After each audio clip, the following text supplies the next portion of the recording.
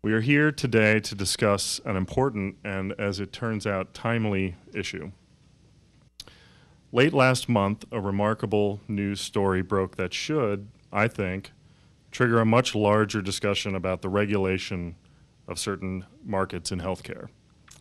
A federal corruption probe in New Jersey involving several prominent government and religious officials revealed an extensive black market trade in human organs, including kidneys. Now, we in the wealthy Western world may expect to hear tales of the buying and selling of human organs occurring in poor, developing nations. But this black market was thriving in the richest industrialized nation in the world. And the global black market for live kidney transplants is not some fringe activity either. The World Health Organization, the preeminent international health body, estimates that 1 in 10 of the over 60,000 kidneys transplanted worldwide each year from living donors have been bought illegally. Today, the demand in this country for organ donation is huge. Almost 80,000 Americans are waiting for a kidney transplant. But only about 1 in 4 will receive one this year, and a dozen people die every day in the U.S. waiting for one. The revelation of a black market for kidneys in the United States should prompt us to stop for a moment and ask a few hard questions. Should the compensation of organ donors be prohibited by law as it is today? Would a legal market that compensates kidney donors, giving them an incentive to help those in need, make a sizable dent in the shortage that is driving a black market? If so, how should such a legal market be structured and regulated? And what are the ethical and practical concerns raised by the buying and selling of human organs? To help answer some of these questions, we decided to convene a conversation here today with AEI's Dr. Sally Satel. Sally is a resident scholar here at AEI and a practicing psychiatrist and lecturer at the Yale University School of Medicine. Sally is the author of several books, including PCMD, How Political Correctness is Corrupting Medicine, and One Nation Under Therapy, co-authored with Christina Hoff Sommers.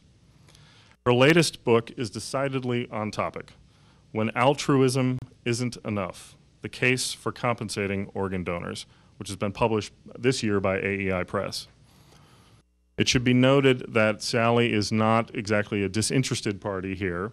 Her interest in transplant policy stems from her experience as the recipient of a donated kidney in 2006.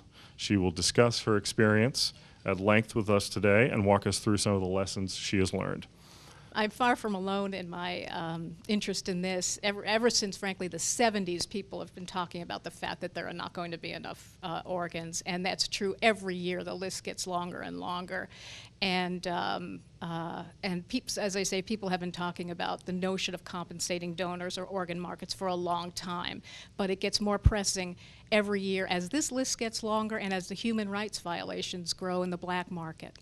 Could you talk a little bit, obviously this black market has been in the news, and it was a surprise to some, I think, that this is activity that's happening in the United States. Could you talk a little bit about what you know about globally or in the United States, this black market? I mean, it seems to me what it suggests is that there's this huge need for this, that people would go take what are illegal steps to procure a life-saving organ.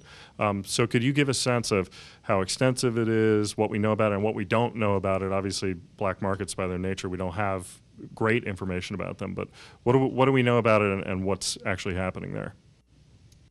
Well, you actually mentioned some of the key facts. There are about 60,000 transplants performed worldwide, and 5,000 to 6,000 are assumed to have been conducted in the gray or black markets, the netherworlds of Pakistan, China, India, now the Eastern Europe, some in South America, Philippines. So this market has blossomed.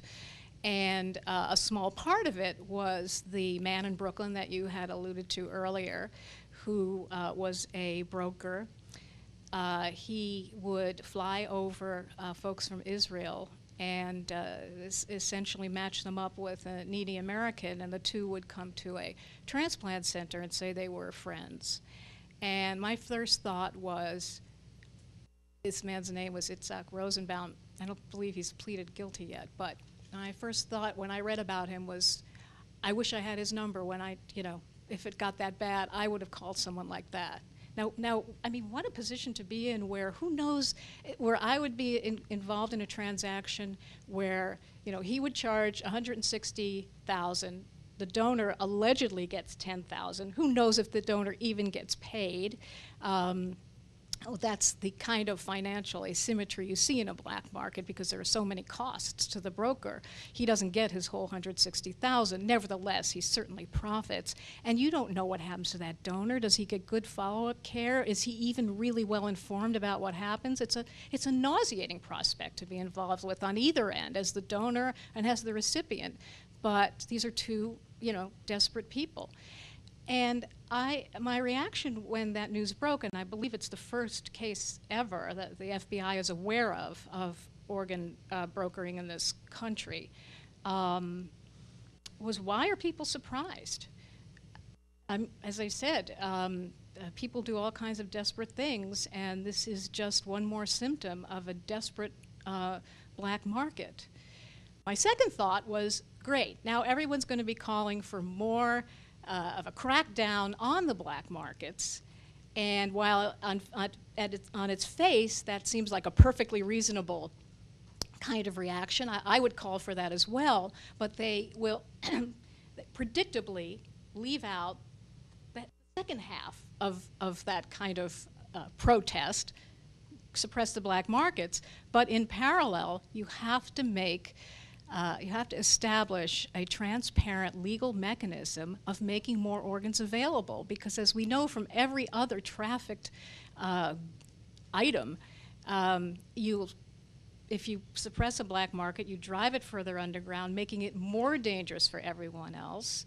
Or if you manage to choke off the supply, then you'll have more dead people who need these organs. So this has to be a symmetric approach. And unfortunately, the international organizations like the World Health Organization and the International Transplant Society only focus on the black market, suppressing it. As I say, that's a legitimate enterprise, but it's not enough. And they actually will make things worse if they pursue that one-pronged strategy.